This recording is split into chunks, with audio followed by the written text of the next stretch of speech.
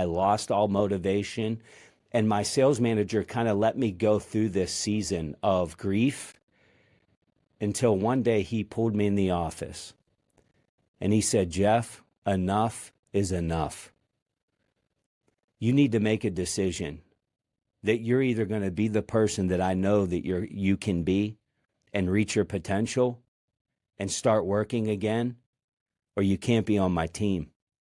Jeff Hancher, an expert leadership trainer, sits down with Jennifer Little-Fleck for one epic podcast episode. This is BrainCelling. Jeff, you grew up in southwestern Pennsylvania, and on your website, you do talk about how you had parents who were unable to work. And this really presented you with a lot of unique challenges.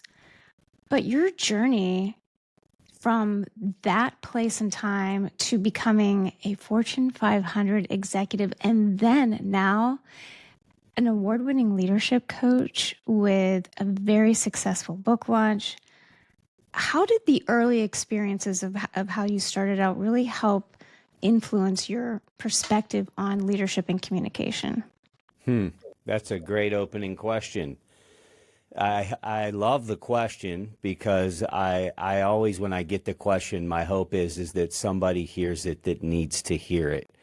You know, there might be a young person, or maybe the listener knows a young person that's going through some level of adversity.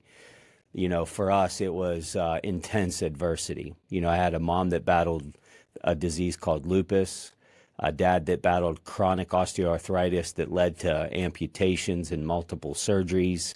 You know, combine that with a lot of prescription meds in the house that led to substance abuse, so bad went to worse.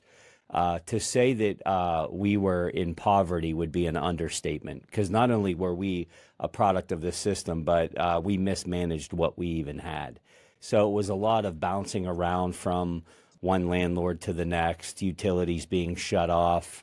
You know, one of my chores as a kid was to cut the old tin coffee cans into squares and pop rivet them to the floor of the car, you know, because the floorboard was rusted out. You know, that kind of living, which led to a teenage life of rebellion and being misguided and a lot of bad decisions and brushes with the law. Graduating high school, I just wanted to get out of here. And so I joined the military. I didn't think college was a great option for me, so I just joined the military. You know, my childhood made me an angry young man. Very mad, very depressed. I knew I wanted more. I didn't know what it looked like. But looking back, statistically speaking, you know, I've been in front of counselors that are fascinated by my story. And statistically speaking, through the data, I had a greater than 60% chance of not living till I was 25. And a greater than 80% chance of being incarcerated, giving all of the stats. And so the question always comes up, well, then what was the pivot? What led to the success? I think, one, it has to be rooted in desire. We're all going to face adversity, hopefully not to the extent I did as a child. But when it hits, we have an option. Is it going to be a propeller, or is it going to be an anchor? For me, maybe I got lucky. Maybe my mind was built differently. You would be the expert to find that out. But I used it as a propeller. I didn't even know what it meant. I just knew that I wanted it to be different. I knew I wanted to make enough of a living that my kids, when I chose to have them, wouldn't ever understand that kind of life. And I wanted to provide a life that my mom and dad wouldn't have to cut pills in half to get from copay to copay. So it was not about the dream vacations and the mansion on the hill. It was like, let's improve our quality of life. And that was the driver. And so I just started working hard with very little direction, not knowing what I was doing. I just put a lot of effort into trying to be successful. That's an amazing background. And I think that probably resonates with a lot of people who have been successful. I guess then that leads us to today. And you have just recently launched a book called Firm Feedback in a Fragile World. But before we get into the book, I'd love to know, like, what was that moment? And I'm not talking about like the bio line or anything, like when you wanted to you thought book, book, book. But what was the moment that made this book necessary for you to write? Like you could not go on without writing this book. Hmm. So I'll go way back. And I transitioned from the military. I'm going to go to a local university on the GI Bill. I had to come up with some cash for books, but I'm going to blaze a trail. Like college had never been done before in my lineage. And we're about to make big boy moves here. And I'm a couple weeks away from starting. And I get the call that I had gotten so many times from my dad, which was they're sending mom home in hospice. Well, at this point, my dad was also getting a leg amputated due to infection. So I have dad going through a traumatic surgery and rehab. I have mom coming home in hospice care. My brother already has an established career. So I put college on the back burner and I go home. I just get the nurses set up. I needed a job. I needed to help my family. And so I did what we did back in the day when you went to look for a job, and I bought a newspaper. And I just looked for a job that required a strong back and a weak mind because I didn't have a lot of skill. And I applied to be a truck driver at Cintas Uniform Company in 1996. And I was hired. And it was great because all I had to do was pick up dirty clothes and drop off clean clothes. It wasn't rocket science. It just required a lot of hard work. So I become this truck driver and I start doing well at the job. I'm getting awards. I'm getting paid. I mean, my first year, I made $21,000. I mean, I was killing it. And we had medical benefits and a 401k. Life was good. But I saw these guys that would always run around the office wearing nice coats and shiny shoes, and they drove really nice cars like Honda Accords. You know what I'm talking about? Like Oh, these I guys were remember. like, they were killing it. And I wanted to know, who are these guys? And I found out they were salespeople. And I'm like, well, certainly I could do that. So I end up getting promoted into sales. And life is good. I mean, I kind of suck at sales, but I'm working hard. But halfway through the year, my boss is telling me, like, if you work hard enough, you might make President's Club. And this guy, he knew my background. He taught me what a collar stay was. He took me into the men's room and taught me how to tie a Windsor knot, my sales manager. He took me to Joseph A. Bank and taught me fashion, professional fashion. Your belt and your shoes got to match. He would bring me in after work hours and role play with me and teach me sales scripts and teach me the art of an interest creating statement and felt found of how to overcome an objection. And he just invested me and spent time, and he knew my background, and he allowed me to open up about that adversity. There was a moment in time.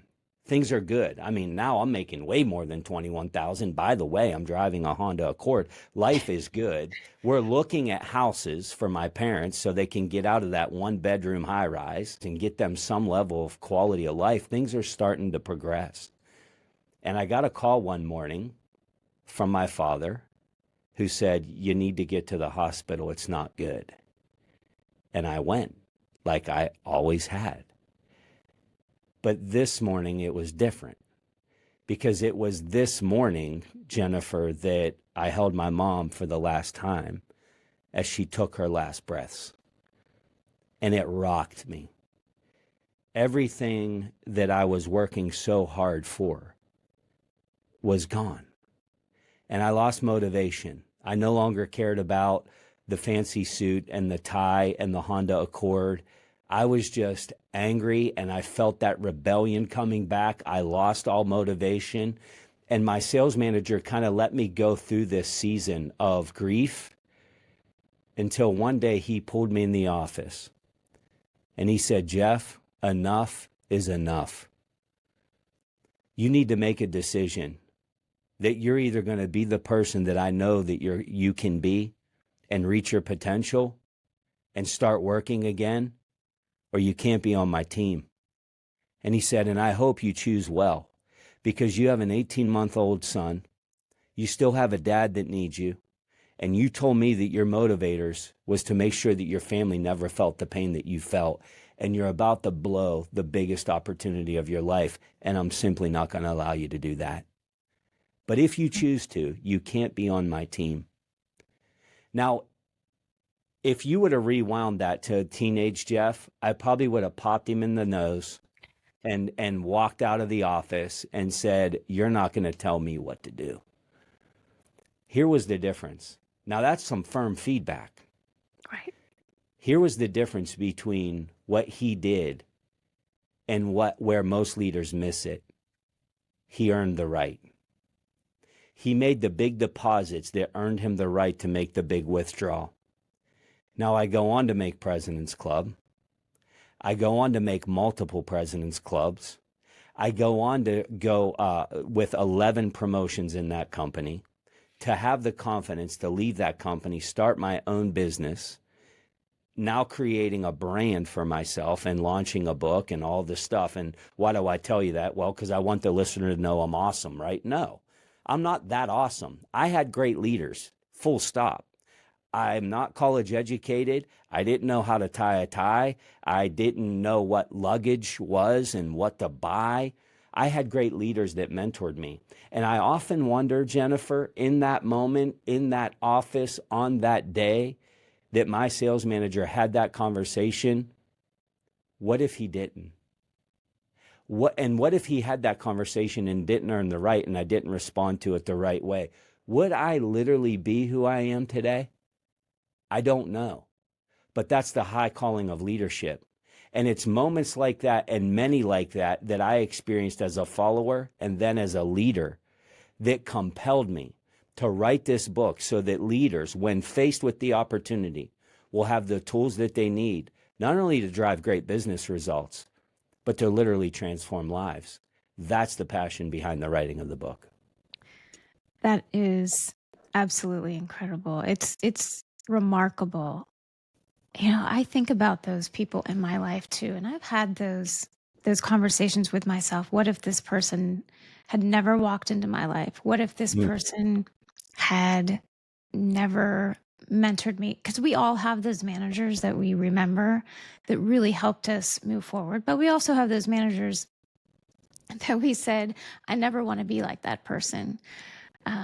So I think the introspection is actually a sign, you know, that you have what it takes to be a mentor. If you can really think about that the way that you did.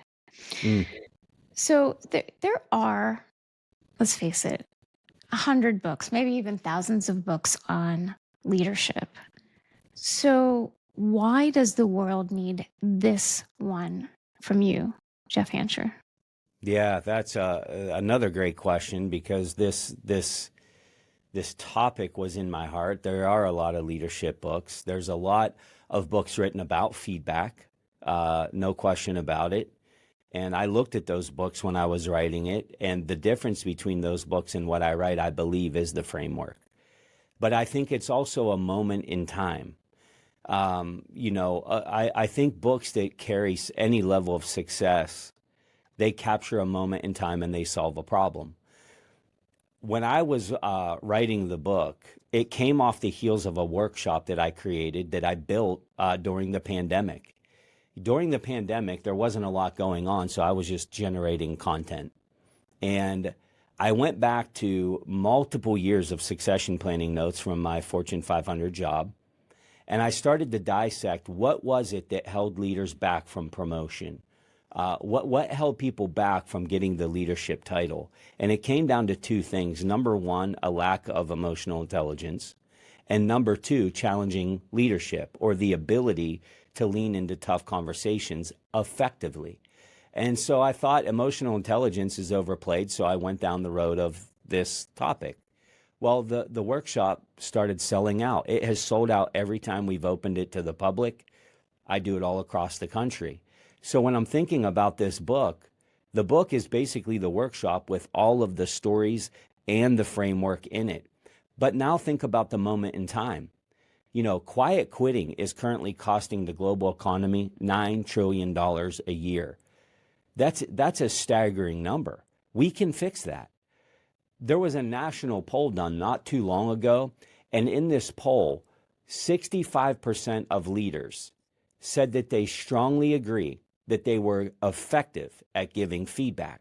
However, their subordinates were also asked questions, and only 21% of their subordinates said, we've received effective feedback even in the last 7 days.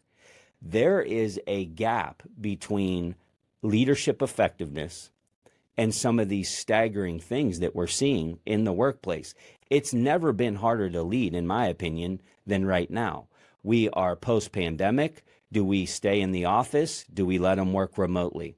Quiet quitting is happening. There's a theme of YOLO. I'll just quit and go do my thing. We're coming on the other side of the great resignation. Retaining top talent is harder than ever before. Attracting top talent is harder than ever before. This has led so many leaders to have what I call feedback avoidance. What if they get emotional? What if they cry? What if they get mad? And God forbid, what if I hold them accountable and they quit? But here's the thing, and then I'll turn it back to you. If I were to ask you and everybody listening today to think of your Mount Rushmore of leadership, these are the people that have had the biggest impact on your life. Without them, you wouldn't be who you are today. A teacher, a boss, a family member, a coach. We can think of these people fast because they had profound impact on our life. Here's the follow-up question now that you have them in your mind. Were these people tough on you? Were they tough on you? And the answer is always yes, they were. But here's the next question. Did they care? You know they did. That Mount Rushmore of leadership for you, they weren't just a boss that you reported to. They were a leader that you didn't want to let down. There's a difference in those two scenarios, and it transcends a title. In the book, I give you the framework to make sure that you can become a leader that people don't want to let down. That's the difference between engagement and compliance. Yes, when I have done my own introspection and really looked at why I felt this particular person, like why I wanted to listen to this person, it was always because I felt like they 100% genuinely cared about Jennifer, not the Pittsburgh-based salesperson on their team, but Jennifer. And did they know a little bit about, my background? I think, those of us who are in these places now, we had a rough upbringing. And so to me,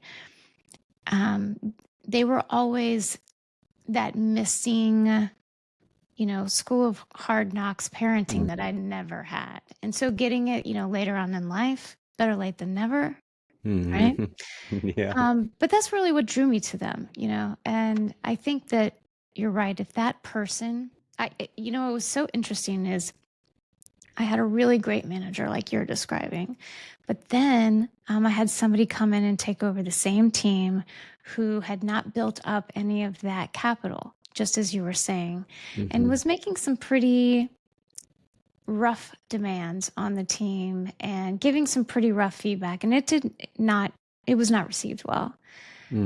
And like you said, you kind of have to put the work in first as a leader to gain that trust, that credibility that, I'm doing this because I do care about you. So I wholeheartedly support everything that you've said. That is the key too, Jennifer, is the deposits. And this is not a leadership style, by the way, it's a choice. I often get the question because people overcomplicate this. How do I make the deposits? What exactly do I do? It's spelled T-I-M-E. It's spelled time. Give people your time. Ask great questions. It will unlock so much. Maybe you're not the leader that's going to take somebody into the restroom and teach them how to tie a Windsor knot.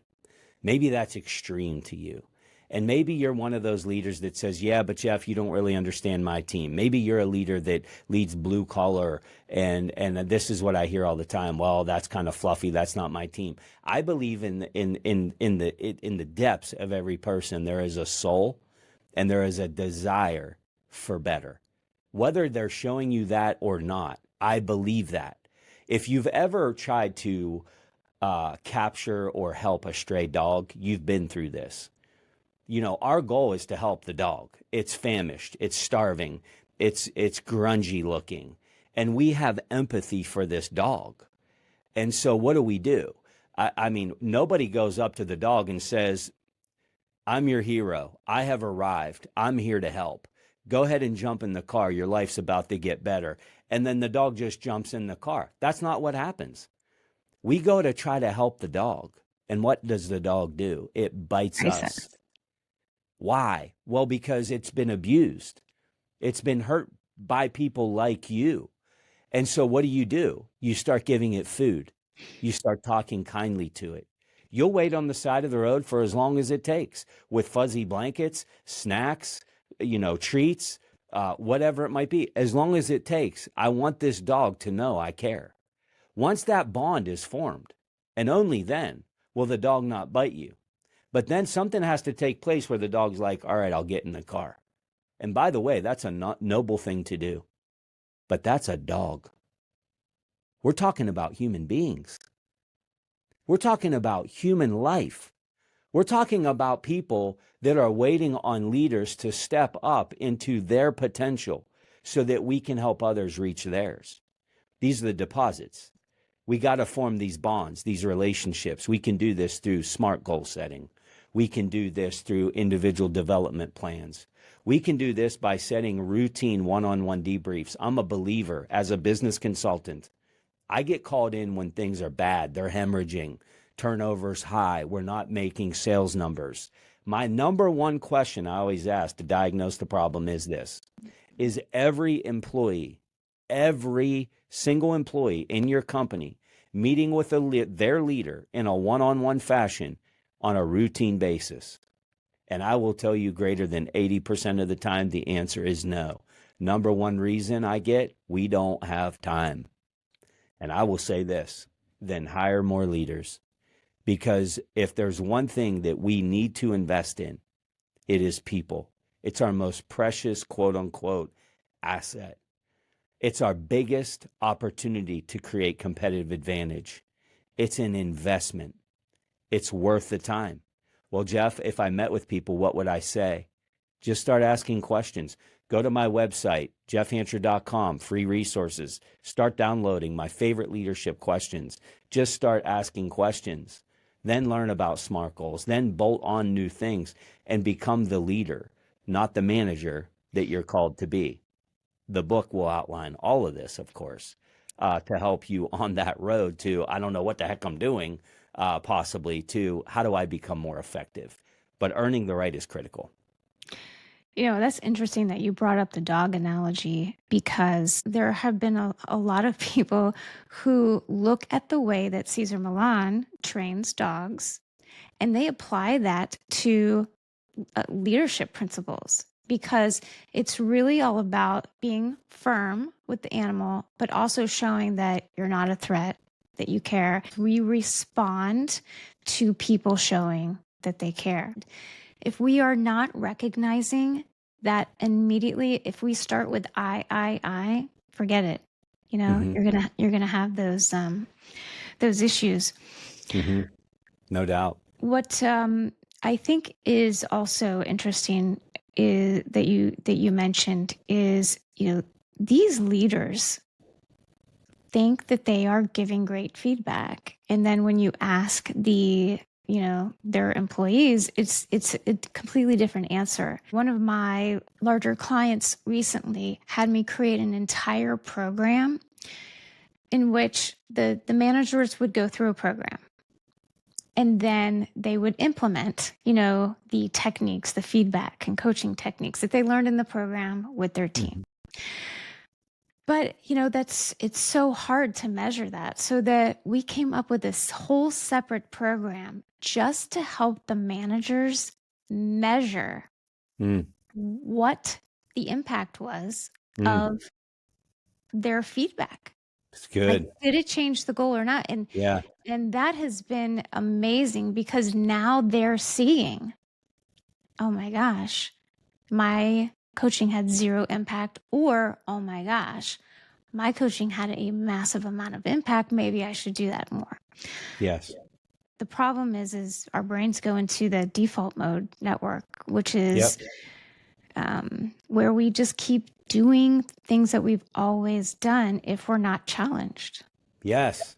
We got to break that cycle. And that is so true. It's Groundhog Day, right?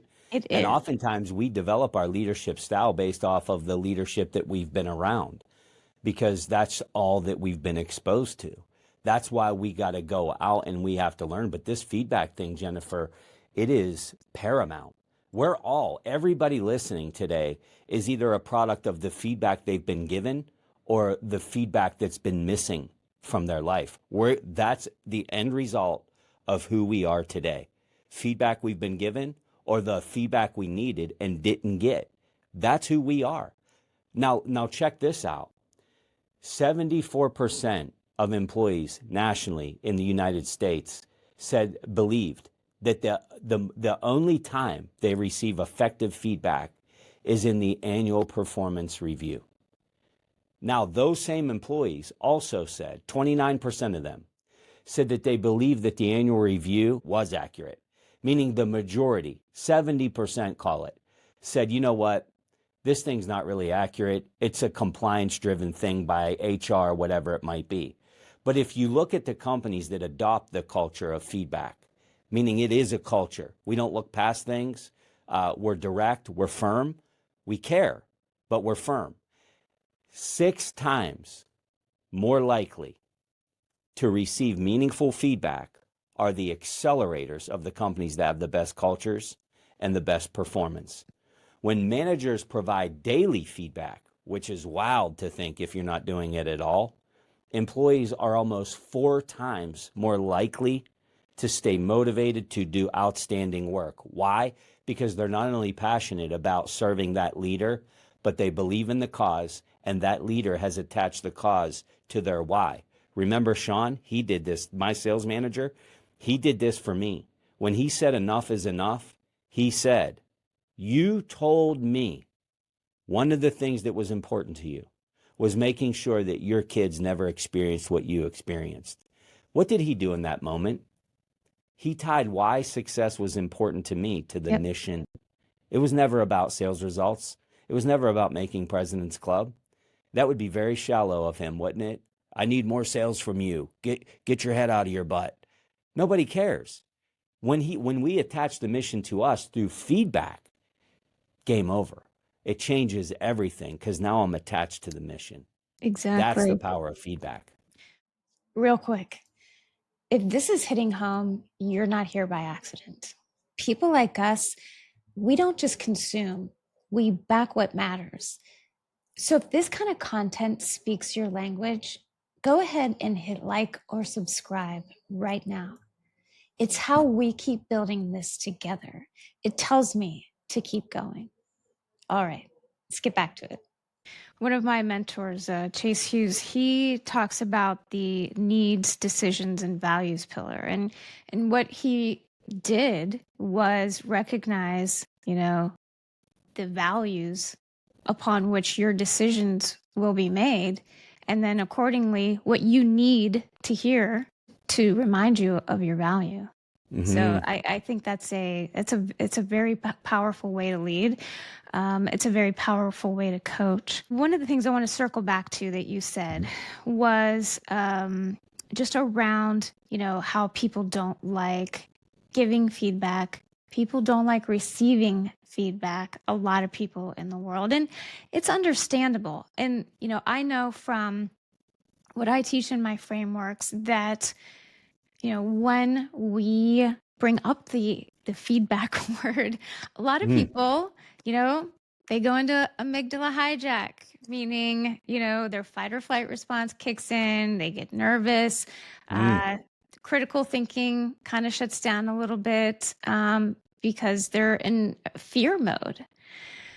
So, what do you tell these people, Jeff, whether they're on the leadership side or the receiving side, how to do feedback in a way that leaves everybody feeling better than when they entered the conversation? Yeah. So let's talk about the leadership side first. The key to giving great feedback is earning the right through setting clear expectations. Clear expectations that are reasonable and fair. By the way, leader, you don't decide if they're reasonable and fair, because what your business needs is somebody to run a 4-minute mile. That's what the company needs. I mean, there's competitive pressure. I need somebody to step up and run a 4-minute mile.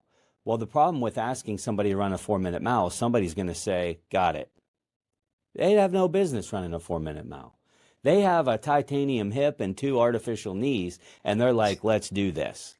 Or they are defeated before they even start, so you're destroying people's confidence. And one of my favorite quotes is this: if you lack confidence in self, you're twice defeated in the race of life, but with confidence, you have won even before you begin. That's for that reason, leaders need to collaborate and determine what is a reasonable expectation, not what the business needs. This is this bend, don't break moment for a leader. And think about this in our everyday life. Can you imagine driving, to wherever you're going on the interstate? And next thing you know, you're getting pulled over. And the police officer, by the way, let's set the stage. There's no speed limit signs. They don't exist. They've never existed. You've never seen one. But you get pulled over and the police officer throws a ticket in the car and says, have a great day. And you're sitting there thinking, hey, before you go, what's this for? You were speeding. Well, what's the speed limit here? It's 55. I didn't know that. Not my problem. That would be monstrous. I mean, that would be inhumane. But literally, oftentimes, that's what we're doing, is that we're not giving a clear expectation, or we gave it to them back in 1999 during onboarding and said, this is how you do it, right? So true. Been there. We Yeah. have to help them. Here's it. We'll role play it, Jennifer. And you're a great sport, so I know you'll be okay with this.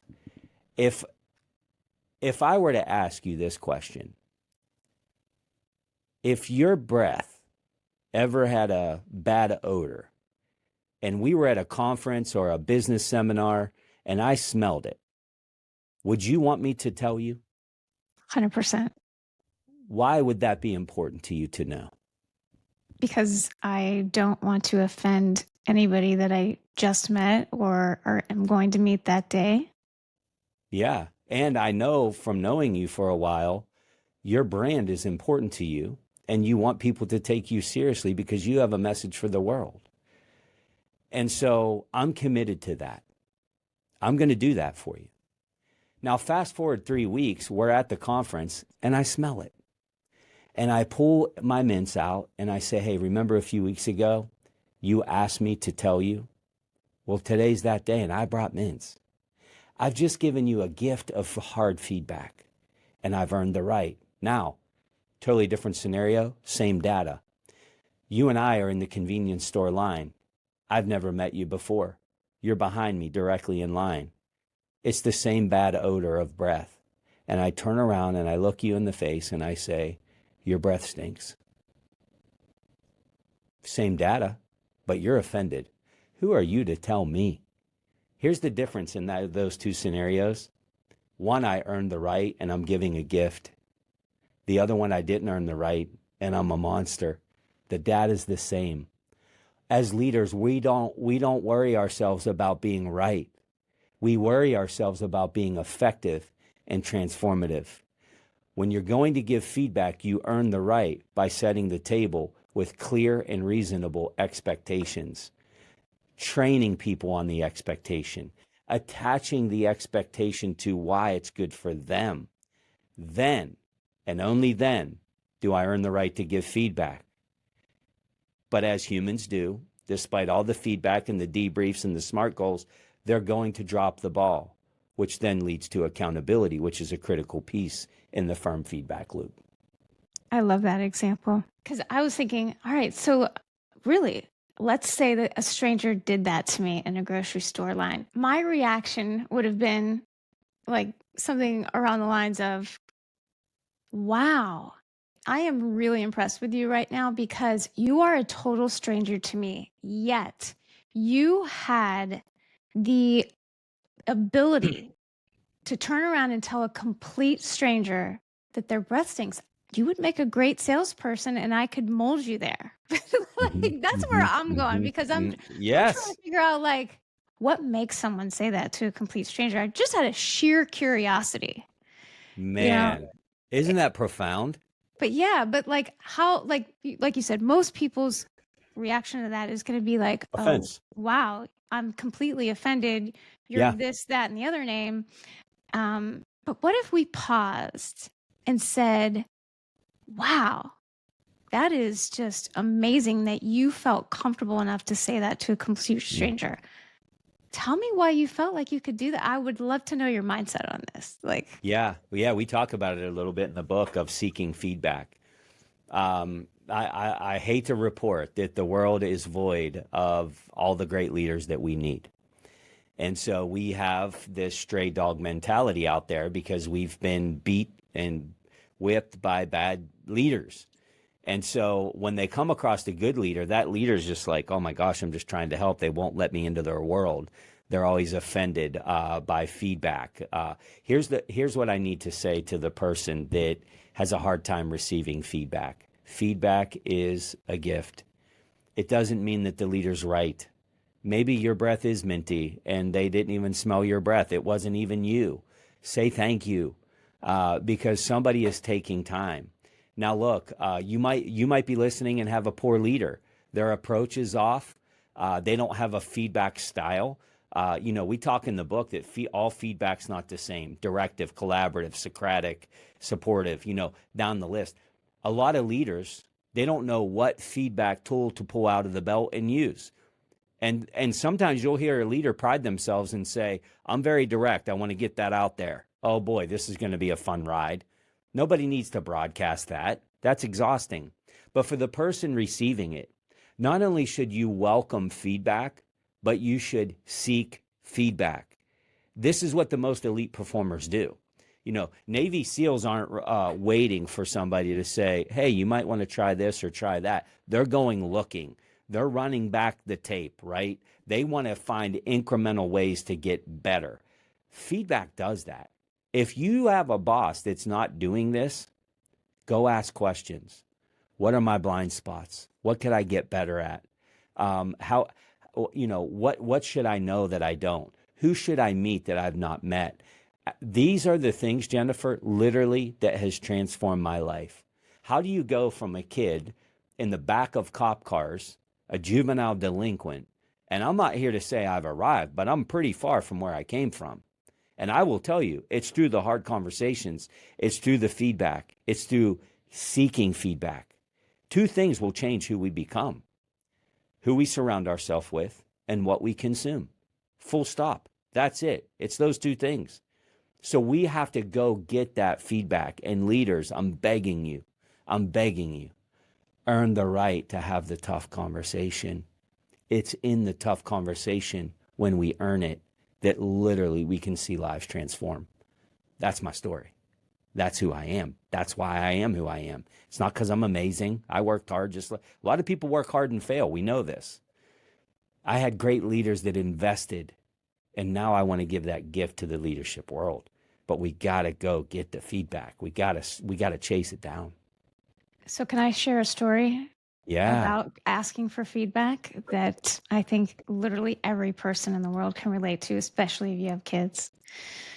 So my daughter, when she was 4, and my daughter in this situation is the leader because, kids rule our world. And she said to me, Mommy, your breath stinks. Yes.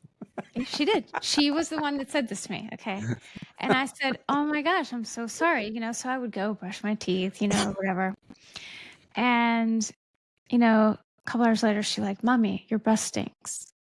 And I would be like, geez, Louise, okay, well, whatever. A couple days later, mommy, your breath stinks. Like it was a couple of weeks, and she was constantly telling me this, and I was really starting to develop a complex, Yeah, right. and um, I didn't know what to do, and so I thought I need to get to the bottom of this.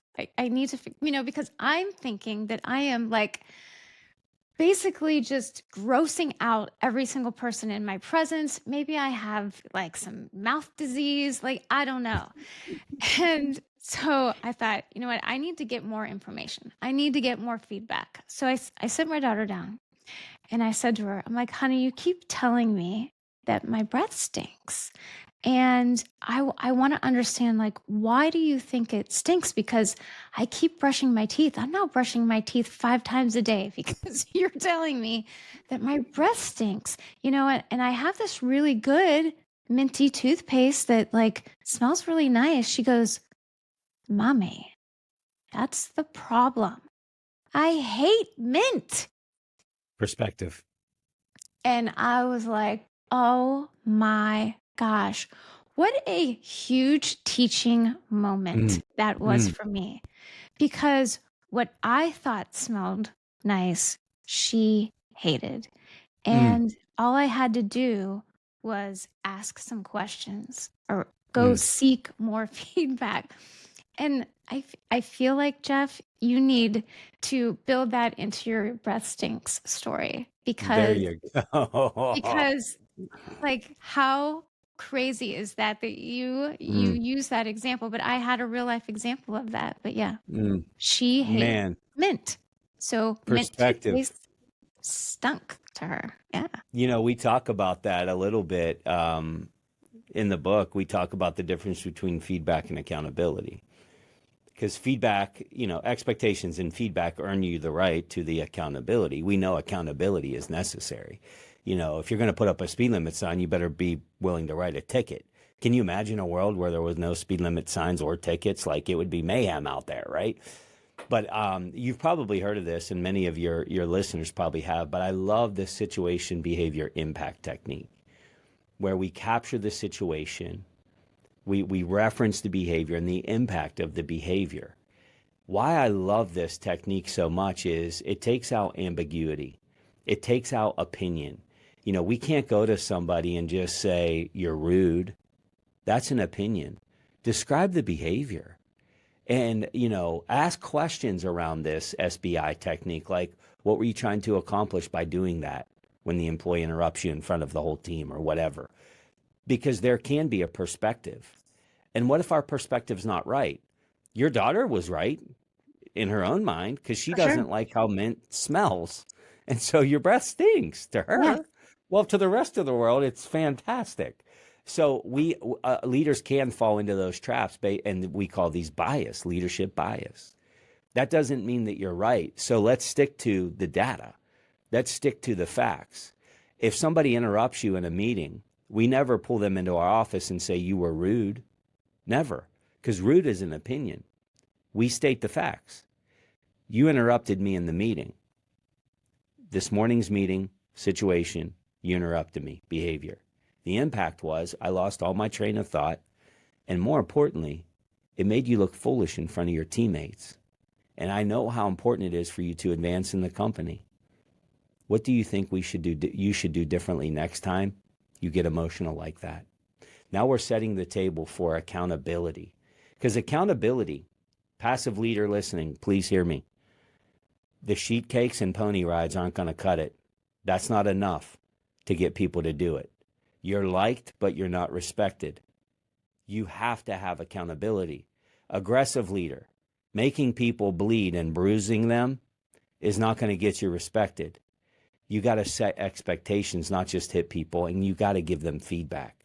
But at the end of the day, the road does stop with accountability. And I teach a simple framework in the book, the 5 questions, because people are going to mess up. This is where the rubber meets the road. We've been held accountable. Do you know what the expectation is? I ask this question because I need to know, is this a can't do or a won't do? Can you tell me what the expectation is? Now this is validating. Then we go into, can you tell me why meeting or exceeding the expectation is good for you? This is justification and purpose. Notice we're having a conversation here. But then I go into, what behaviors are you going to change in the future to ensure this doesn't happen again? Now I'm getting collaboration, not just giving them answers. I'm not a leadership vending machine. But then I close it out by saying this. If this behavior continues, what do you think we should do about it? Now we're talking about discipline, a write-up, a termination, whatever that effect might be. But there has to be accountability. Void of accountability, earning the right to give it. I don't know if I'm sitting in this chair having this interview today. I don't know if Sean doesn't say, look, you either get your act together or you won't be on my team. That was the accountability. I feel for you. I'm sad for you. I'm grieving with you. But this can't go on. And if it does, you won't be able to stay on my team. That's where the rubber met the road. This was a call to action moment. We need to have those. But there's frameworks that can help us do that, because back to fear, oh my gosh, like if you don't have a framework, we feel it in our chest. Our chest tightens. We start sweating. Our palms are dripping. Our armpits are exploding with perspiration. Why? Because we're afraid of what might happen if I do this wrong. How are they going to respond? Well, here's my question for you, leader. What if you don't have the conversation? What might happen then? Because there's pain both ways. And that's the challenge. Go get the answers and begin to execute. I love what you just said about using frameworks. I think a lot of people are hesitant to use frameworks because they're generic, but they're not. You have to think of them more as time-tested ways that have shown to work over and Yes. over again. Are you always going to need the framework? Probably not, but they are the best way to get started. And I know a lot of companies that have adopted the SBI framework, and but they typically add something on the end, just like you did. I love your I've seen like action be added to that, to the end of it. So it's like SBIA. I love your accountability, still an SBIA, but I really like the SBI thing, call to action. I think that's really a great way to sum it up. No doubt. So if someone is wanting to practically apply one thing super easily after listening to this podcast, something from your book, what would you tell them to do? Like what's the easiest thing that somebody could apply? The easiest thing that somebody could apply is the art of asking the right questions and investing time into people. I would do an asterisk on that and say / understand that all feedback is not created equal. It's not all the same. That new employee needs direct feedback because they don't know what they're doing. That tenured peak performer, they might need collaborative feedback because they've proven in the past they can do it. They need a coach. That person that their mom is in hospice, their child is battling substance abuse, they might need supportive feedback. And so those would be my two things that I would say is invest time in people and ask the right questions and know that all feedback is not the same. When you know what multiple types of feedback there are, the odds of you using the right one are greater.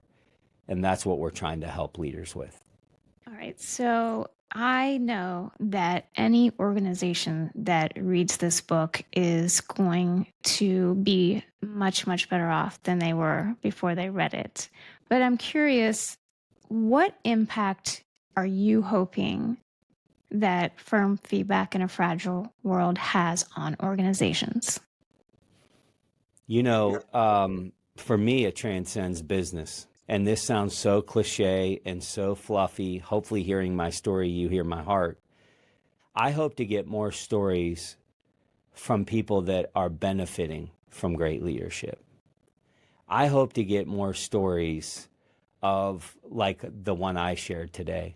I love getting the emails where, Jeff, I applied what you said and you're not going to believe what happened. I had an employee and this was the scenario. And next thing I knew, they were in tears. I want to create living legacy. And this legacy thing is thrown around pretty loosely because if I were to ask you, your great grandparents, this is four people, two great grandmothers, two great grandfathers. Does any listener know their first and last name, including your great grandmother's maiden name? I've asked this question to thousands and thousands of people, and less than 3% know. And then I asked the question, were they important? Were these people important? Well, yeah. And I say, well, you don't even know their name. This is your blood. This is your family. You know what that tells me, Jennifer? We're all 2 generations away from nobody even knowing we were here. Now, great motivation, Hancher. Way to wrap up the show. That's very encouraging.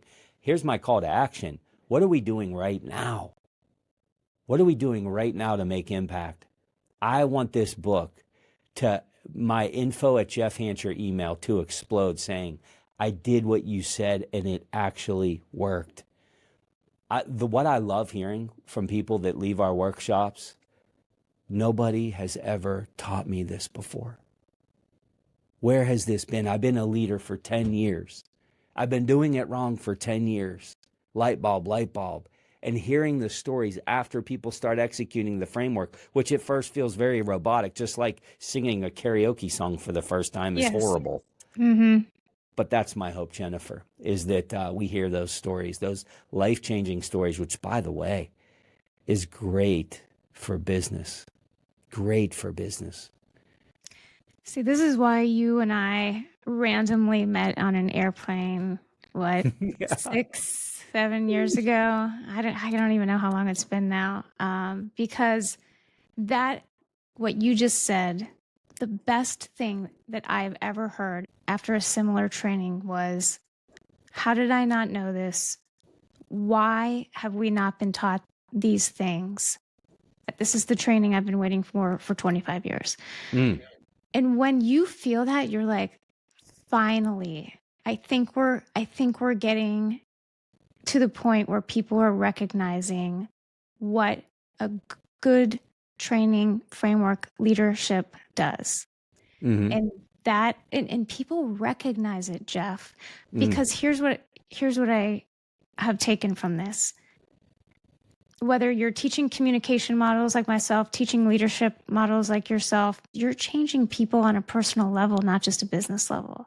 That's why you get those tears and, message of thanks is, because if I'm awesome at home, I'm going to be super awesome at work, and if things are going great at work, it makes it much easier for me to be awesome at home. Yes. I have people leave the workshop all the time and say, you should make this a parenting workshop. Yes. And I respond the same way every time. And I said, who told you it wasn't? Who told you it wasn't? Like, leadership is leadership. And look, I come from the camp of there's no greater leadership title than that of mom and dad. That's, it. Sure. And if you ever have raised teenagers, Lord help all of us. Like, you need a little bit of help. You need a little bit of training, right? Your 16-year-old son sitting in the back of the car and you're like, what is the smell?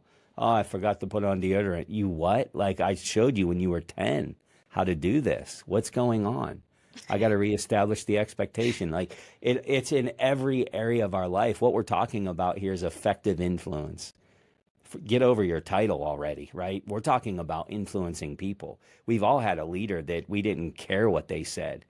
I saw a cartoon recently that sums this up well. I love it so much. It's a cartoon with the bubbles, the speaking bubbles, and the boss is saying to the employee sitting at the desk, why aren't you working? And the bubble of the employee says, because I didn't see you coming. Like, if I would have known you were coming, I would have looked really busy. I am not engaged here. You do not have my heart in mind. That's what we're trying to create in the cultures that we're in. And I'm here to tell you, because I know somebody's listening and saying, oh, he hasn't been in my building. He hasn't seen our people. This place is a disaster. I have seen it all. That's what I get called into, is the messes. This works. This works. If you're willing to go through the challenge, in recreating this culture, it absolutely works. And that's the challenge. Read the book. Read the book. Firm Feedback in a Fragile World. I'm assuming people can get it at all of their favorite book retailer places they like to get books. Yeah, wherever books are sold, go to our website, which is firmfeedbackbook.com. We have all the bonus packages that come with that. Interviews, Q&As with me to why did I write this in a chapter, or what the reader can. We give you the leadership playbook, which is a 52-week guide. 52 weeks of questions for that one-on-one debrief. You literally just go down through it, gives you all the things to ask, why to ask, what you should be looking for. So go to firmfeedbackbook.com and tap into the bonuses. And certainly I would love the opportunity to serve the listener on their journey in any way that I can. Perfect. And if people want to connect with you on LinkedIn, I'm assuming, they can do that. Let's do it. Any place else you would direct people to learn more about you, Jeff Hancher? I mean, if you want the kind of the behind the scenes journey, my Instagram stories will give you the uncut version, the unedited. LinkedIn, I'm a little more polished and proper. Instagram, I'm a little more silly and goofy, and the real Jeff Hancher shows up there a little bit more. But yeah, I can be found anywhere. Jeff Hancher, it's like Jolly Rancher. But it's with an H. We have a podcast as well for leaders. Comes out every Thursday, whether you want it to or not, called the Champion Forum Podcast. Wonderful. Jeff, thank you so much for being on today. It was a pleasure to interview you and hear all about your book. So thank you. Thank you, Jennifer. You're amazing. And thank you, listeners.